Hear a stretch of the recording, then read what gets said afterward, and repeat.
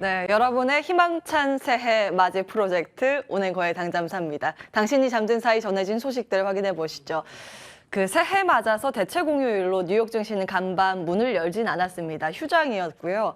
유럽에서도 일부 국가는 휴장에 들어가는 모습이었습니다. 그런데 이 문을 연 국가 중심으로 괜찮은 흐름이 나왔습니다. 유럽 증시의 마감 상황 체크해 보시죠. 프랑스, 독일, 이탈리아 모두 1% 넘는 상승권으로 마무리가 됐습니다. 범유럽 지수 기준으로 봤을 때 평균 한 1.7%의 지수 상승률을 시현했습니다. 사실 거래 대금이 그렇게 많지도 않았고요. 모멘텀이 그렇게 두드러지는 새로운 호재나 충격적인 악재 이런 것들이 크지는 않았습니다. 그나마 이제 희망찬 새해에 대한 기대감일까요? 경제에 대한 자신감이 회복되는 포인트가 한 가지 관통하는 키워드였습니다. 하나하나 보시죠. 라가르드 총재가 매파 발언을 하긴 했습니다. 그런데 시장은 여기에 개의치 않고요. 지표에 더 집중을 했습니다. 유로존 제조업 PMI가 전달보다 조금 회복한 흐름을 확인해 보실 수 있고요. S&P 글로벌에서 이제 이런 평가를 내놨습니다. 공급망 안정과 인플레이션 압력이 약화된 영향을 받았다는 평가. 여기에 인플레이션 압력을 약화시킬 만한 이슈가 한 가지 더 잡혔는데요. 지금 유럽은 굉장히 따뜻하다고 합니다. 기상이변 현상이 나타나면서 일부 지역은 20도에 육박하는 그런 따뜻한 기온을 맞이하고 있다는 소식인데 이것은 이제 유럽에 대한 천연가스 압박 요인이 제거된 측면이 있습니다. 인플레이션에 대한 굉장히 걱정했었던 포인트 가운데 하나가 천연가스 가격이죠. 특히 유럽은 이걸 많이 원동력으로 쓰기 때문에 그렇습니다. 그런데 이 그래프 보시면 이전 러시아 우크라이나 전쟁 전 수준까지 내려온 것을 확인해 보실 수 있습니다. 이제 계속 이제 가스 가격이 떨어지면서 인플레이션 요인에 대한 우려 포인트가 불식됐다라는 점 기억을 해주시면 되겠습니다. 이런 것들이 맞물리면서 경기 침체 우려 과했나? 이렇게 해석이 됐죠. 각종 소비와 경기에 대한 가늠해 볼 수 있는 산업 사이클, 이런 쪽 관련 기업들의 강세가 두드러졌습니다. 특히 이제 다임러에서는 유럽에서 전기버스를 제공할 것이라고 발표를 하면서 자동차 판매도 생각보다 더 많이 증가하겠구나, 이런 기대감으로 해석됐고요. 자동차 부품뿐만이 아니라 경기에 대한 회복 기대감으로 금융주가 손잡고 나란히 올라가는 모습이었습니다. 뿐만 아니라 소비와 반도체 관련 주식들의 강세 흐름이 두드러졌습니다. 자, 이제 제조업 침체에 대한 고비가 넘어갔을까라는 포인트 한 가지 체크를 해보셨고요. 그 밖에 우크라이나 전쟁과 관련된 우려감이 조금씩 줄어드는 것도 한 가지의 포인트였습니다. 우크라이나 재건 테마가 이 안에서 들썩이는 모습이었습니다. 정리를 해봤는데요. 유럽 안보 전문가도 올 여름 정도면 종전은 아니더라도 휴전 가능성이 있다고 언급을 했고 세계 각국에서 주요 매체를 통해서 비슷한 궤의 반응이 있었습니다. 이 관련된 테마주들의 들썩임이 있었고요. 건축 재료 업체뿐만이 아니라 철강, 강관, 폴리우레탄 업체의 강세도 두드러졌습니다. 자, 이제 한 가지 아쉬운 소식으로 이제 유럽과 미국 쪽은 마무리하려고 하는데요. 유럽 증시 내에서 자동차 아주 싱싱 달려줬습니다. 부품까지, 타이어까지 같이 움직였는데 이게 조금 아쉽습니다. 테슬라인데 언제쯤 테슬라에서는 호재가 나오게 될까요? 차량 인도가 발표가 됐는데 기대에 못 미쳤다라는 평가가 지금 계속 월가를 중심으로 나오고 있습니다. 사실 절대치가 그렇게 나쁘진 않았거든요. 4분기 보시면 전기차 인도 40만 5천 대입니다. 인도 대수라고 하면 소비자가 주문을 했던 그 차량을 갖다 주는 것, 여기까지죠.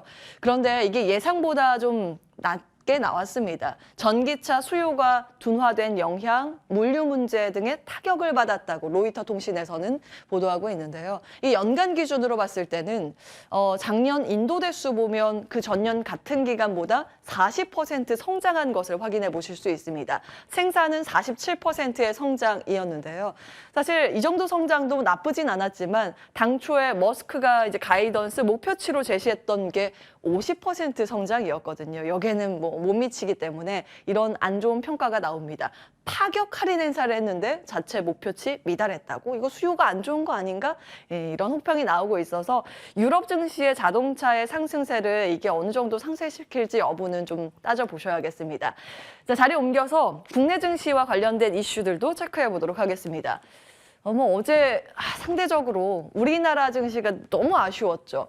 우리가 쉬는 동안 미 증시는 이틀분의 흐름을 보셔야 하는데요. 이틀분 더하기 빼기 이 산수를 하시면 흐름이 좋았다라는 평가를 해볼 수 있습니다. 필라델피아 반도체 지수도 우리가 쉬는 동안 한 3% 올랐으니까요. 그런데 어제 우리 시장만 유독 분위기가 좋지는 않았습니다. 코스피는 0.5% 하락이었고요. 코스닥 지수는 1% 넘는 낙폭을 가리켰습니다.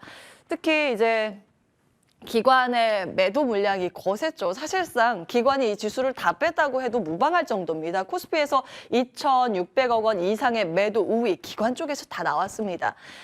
시장에서 해석하기로는 한 두 가지 정도가 나왔는데요. 중국의 코로나 환자 너무 걷잡을 수 없이 퍼지고 있다라는 그런 우려감. 지금 다 세계 곳곳에서 중국발 입국자에 대해서 규제 방역을 강화하고 있죠. 빗장을 좀 걸어 잠그고 있는 상황입니다.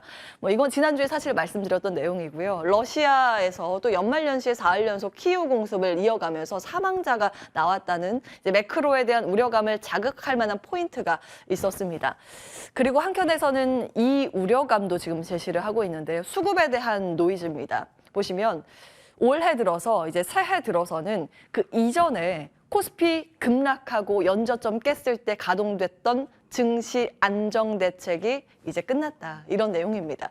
보시면 그때 한 9월인가요? 코스피가 막 급락할 때 정부가 가만히 있을 수는 없다 하면서 증시 안정 대책을 꺼내 들었습니다. 그 중에 하나가 담보 비율을 확대해 주는 거였습니다. 주식을 빚을 내서 투자를 할 때 담보 비율을 조금 더 적게 해서 이 융통을 더 숨통을 틔우게 하는 그런 내용이었고요. 반대매매 유예 기간도 하루 정도 더 늘려줬었죠. 만약에 증거금이 부족하면 그것을 채우지 않으면 저절로 반대 매도가 나가는, 그러니까 내가 팔고 싶지 않아도 팔리게 되는 그런 기간이 있습니다. 그것을 이제 채워 넣어야 되는 기간인데 하루 정도를 더 준 거였습니다. 근데 이것도 이제 종료가 되는 거고 담보 비율도 130%에서 140%로 다시 늘렸습니다. 그러니까 100만 원 빌렸을 때 통장에 한 130만 원이 있었으면 됐는데 이제는 그러니까 어제부터는 140만 원이 있어야 됩니다. 그렇기 때문에 그 금액이 만약에 부족하다면 반대 매매가 이제 시차를 두고 나오게 되는데 사실 앞서서 이제 말씀해 드린 것처럼 개인의 매도세가 어제 나오진 않았습니다. 추측을 해보자면 그 반대 매매에 대한 혹은 이런 수급 노이즈에 대한 우려감으로 일부 이제 몸살이는 흐름이 나왔을 수 있다라는 부분은 기억을 해주시면 되겠습니다. 특히 그렇기 때문에 수급 노이즈가 나온다면 그에 대한 대비로는 거래 비중, 특히 이제 개인의 거래 비중이 높은 종목은 주의가 필요하다라는 목소리가 키움증권에서 나오고 있거든요. 이를테면 유가증권 시장 내에서 중형주, 소형주 안의 종목들 그리고 중소형주가 있는 코스닥 시장, 특히 최근 개인이 많이 매수를 했었던 리오프닝 테마주에 대해서는 수급 이슈를 꼼꼼히 체크해 봐야 한다는 목소리는 있습니다. 여러 가지 아직도 이제 꼬여 있는 수급들이 있죠. 이런 가운데 이제 앞으로 이제 많이 듣게 될 단어가 1월 휴가가 아닐까 싶습니다. 그 전에 이제 중국이 먼저 나와 있네요. 간략하게 먼저 짚고 넘어가겠습니다. 최근 들어서 이제 중국의 양면에 대해서 저희도 이제 계속 체크를 해드렸죠. 사실 이제 예견된 수순이긴 합니다. 중국 정부에서 빠른 리오프닝을 했고 그에 따라서 확진자가 급증을 하고 있는 상황이죠. 이거는 작년 12월 20일 당잠사 화면 내용인데 그로 인해서 중국의 GDP, 경제 성장률은 1분기에는 떨어질 가능성이 있습니다. 다만 그 이후에 회복세가 굉장히 가파르게 나올 것이라고 전망치가 JP모건에서 나오고 있는 상황이고요. 그렇기 때문에 중국 리오프닝의 양면 모두 체크를 하시면서 관련주들의 대응 전략이 필요해 보입니다. 일면 중국에서는 이 리오프닝 해제로 인해서 소비 폭발이 있을 것이고 그 이후에 충격 이후에 경제 회복세가 있을 것이라는 전망입니다. 반면에 소비 폭발로 인해서는 다시 한번 우려가 될 수 있을 만한 포인트는 물가에 대한 압력 이슈고요. 경제 회복에 대해서는 지금 그 이전까지는 의료 대란이 불가피하다라는 그런 내용입니다. 이 덜컹거림 이후에 다시 한번 회복에 주목을 한다면 지금은 어떤 전략이 필요할까요? 출연자들과 이런 고민들 잠시 후에 나눠보도록 하겠습니다. 자, 1월 휴가에 대해서 체크를 해볼까요? 지금 통계적으로 봤을 때 때 1월 효과 기대감이 굉장히 많습니다. 보시면 코스피 기준으로 봤을 때 2012년부터 2019년 이 월 평균 수익률이 나와 있는데요.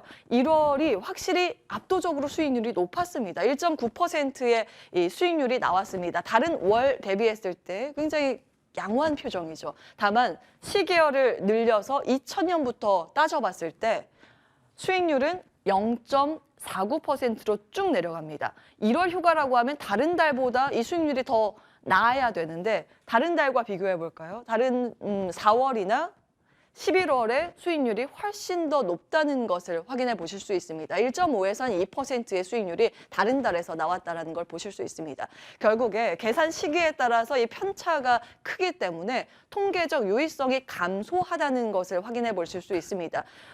결국 우리는 어디에 주목을 해야 하는가? 외국인이 시장에 키를 쥐고 있다고 해도 무방할 것으로 보입니다. 왜냐하면 기관은 지난 시간에 계속 말씀드린 것처럼 연말 배당 연계 매수 차익이 있기 때문에 그 전까지 사고 1월부터 그 물량 청산 매도 금액이 나오기 마련입니다. 그럼 외국인은 어떻게 될 것인가를 생각했을 때 녹록지 않을 것이라는 평가가 압도적으로 많죠. 왜냐하면 지금 펀더멘탈상 둔화 국면에 진입을 했기 때문입니다. 경기와 실적 악화 국면이죠. 이로 인해서 외국인이 아주 강력하게 우리 시장에 들어오기는 어려울 가능성에 대해서 점쳐지고 있습니다. 그렇다면 우리는 1월 효과를 어떻게 활용해 볼 수 있을까? 틈새 전략 측면에서 중소형주의 개별 이슈에 주목을 해볼 필요는 있다라는 목소리가 있어서 다음으로 정리해 보겠습니다.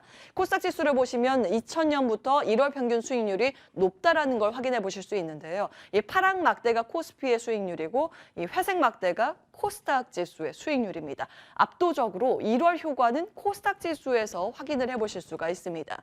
경기 침체 지금 가시화 국면이기 때문에 우리는 확실한 무엇에 주목을 해야 하는가? 결국에는 1월 효과에 대한 기대감은 정부 정책에 대한 기대감으로 연결해 볼 수 있습니다. 그래서 정부 정책은 어디에 주목하는가를 마지막으로 정리를 해보겠습니다. 두 가지 큰 방향이 있는데요. 2023년 경제 정책 방향, 첫 번째 수출 재고 관련 데이터입니다. 보시면 5대 수출 분야 경쟁력 재고 마련 관련해서 주력 산업인 반도체 등을 꼽고 있고요. 해외 건설, 이쪽에 이제 원전이 포함이 되겠죠. 중소벤처와 관광 콘텐츠가 의외로 여기에 있습니다. OTT, K 콘텐츠 수출 관련해서 재고 방안도 있고요. 디지털, 바이오, 우주, 방산 이쪽이 여기에 포함이 되겠죠. 다음 보겠습니다. 이와 함께 신성장 4.0 전략이 이 두 번째 포인트인데요. 보시면 신기술과 신일상 그리고 신시장 크게 3대 분야로 나눠져 있고 세부까지 보시면 15대 핵심 프로젝트 추진 내용을 확인해 보실 수 있습니다. 앞서서 수출 재고 전략과 이 4.0 전략의 교집합을 제목으로 달아봤는데요. 반도체, 2차 전지, 미디어 컨텐츠, 원전, 방산 등을 꼽아볼 수 있습니다. 만약에 시장에서 오픈북 테스트가 나온다고 하면 이 힌트는 이 안에 담겨져 있지 않을까요? 꼭 메모하시면서 대응 전략 긴 관점으로 체크해 보시면 좋을 것 같습니다. 오늘 거의 당잠사였습니다.